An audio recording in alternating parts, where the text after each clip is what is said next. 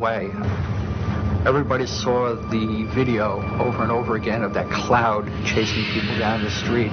It was like a tornado. It was like being hit by a wave at the beach. But the wave was intense. It was hot. It was noisy. It was like getting hit in the back by gravel blocks, like somebody had picked up handfuls of rocks and was just throwing them at you. And the noise kept coming and coming.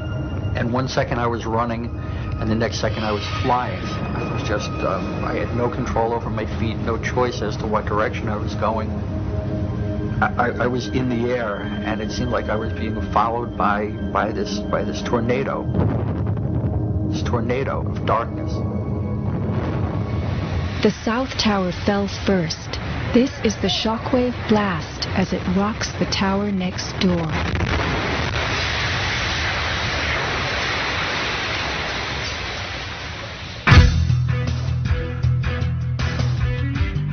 As the buildings fell, they darkened Manhattan, filling the air with billowing clouds of dust and ash.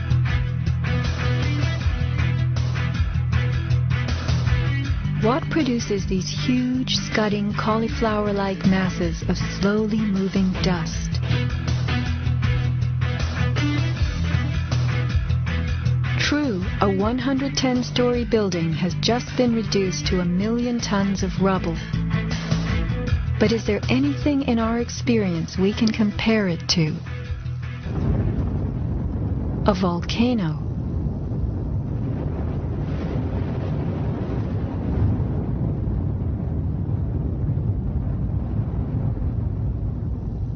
The U.S. Geological Survey website provides us with a definition of a pyroclastic flow as a ground-hugging avalanche of hot gas and debris. The rising gas chimney is clearly visible in this photo of the North Tower implosion with pyroclastic flows between buildings.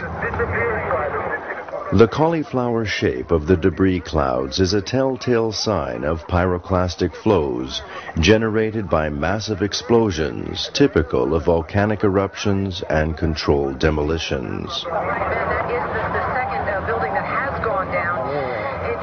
A pyroclastic surge can even flow over water as hot gases carry dust created by explosive energy. Here, the South Tower implosion creates a pyroclastic surge moving out over the Hudson River.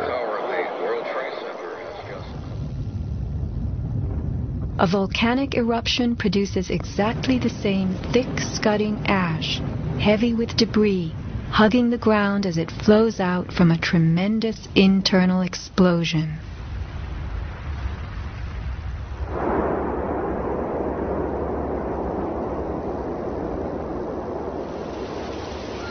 On the southern tip of Manhattan, surrounded by water, huge retaining walls were built below the World Trade Center to hold back the ocean and Hudson River. The bathtub, as it was called, held 7 levels of parking garages, maintenance rooms, and the New Jersey Path train station. After September 11th, the 3-foot-thick slurry walls were found to have shifted up to 18 inches inward. These walls are coming in. These walls hold back the river. So if these walls cave in, this place is going to get flooded out by the river. Let's think about this. A pancake collapse should have left the foundations in place. They had always borne the weight of 110 floors, but something happened in the sub-basements to disrupt them. All the collapse had gone down to track level, so we had 60, 70 feet of wall, totally unsupported. What kind of force could have dislodged so many stories deep underground?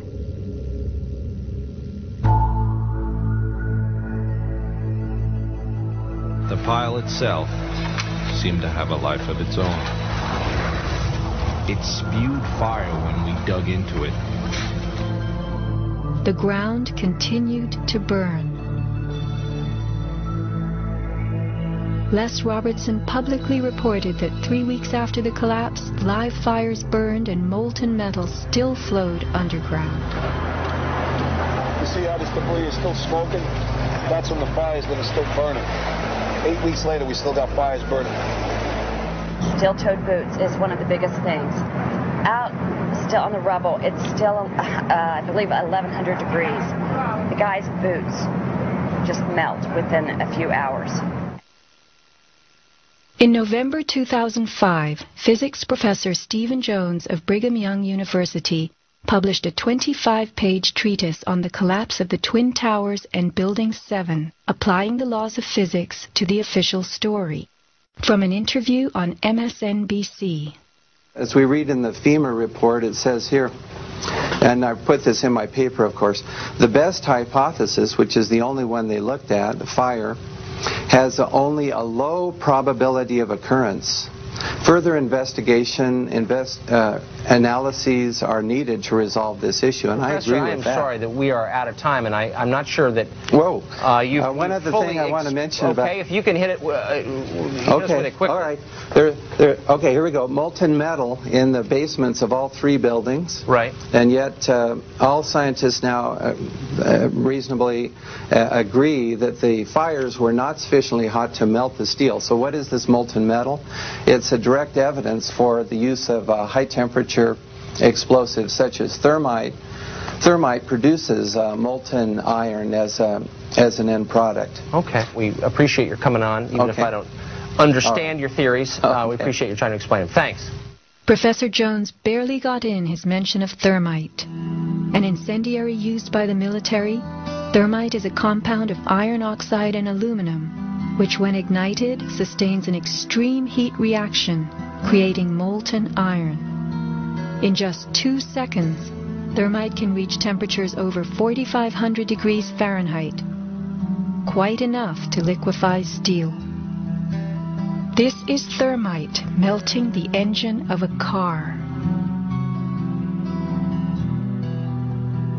We know that open-air fires cannot burn hot enough to melt steel, but metal had melted at the base of the towers.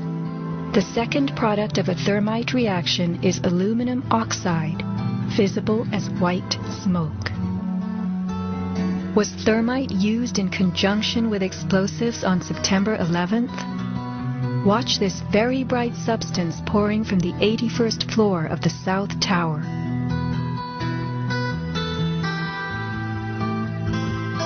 And white smoke appeared at the base of the building.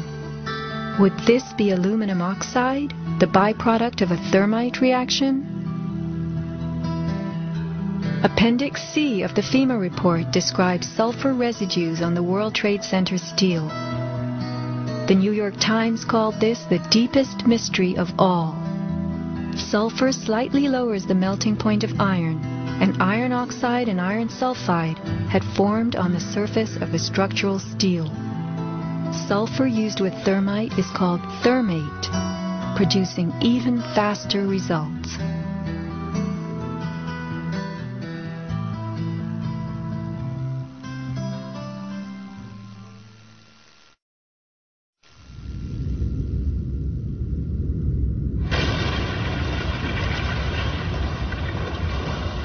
Let's look at what happens in the demolition industry.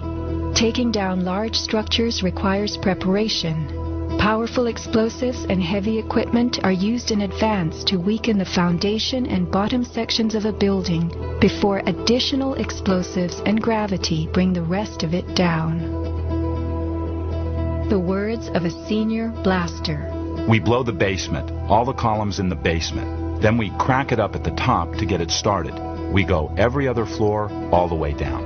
Every explosive has a timer on it. That's why it's controlled. When the columns go, each floor goes down and impacts the one below and keeps going. Here's what demolition experts use in steel-framed buildings. The linear shaped charge. It's a chevron-shaped or V-shaped charge that you can focus at a specific target, and it's lethal. It generates around 3 million pounds per square inch pressure at a speed, depending on the explosive inside the shaped charge, in excess of 27,000 feet per second.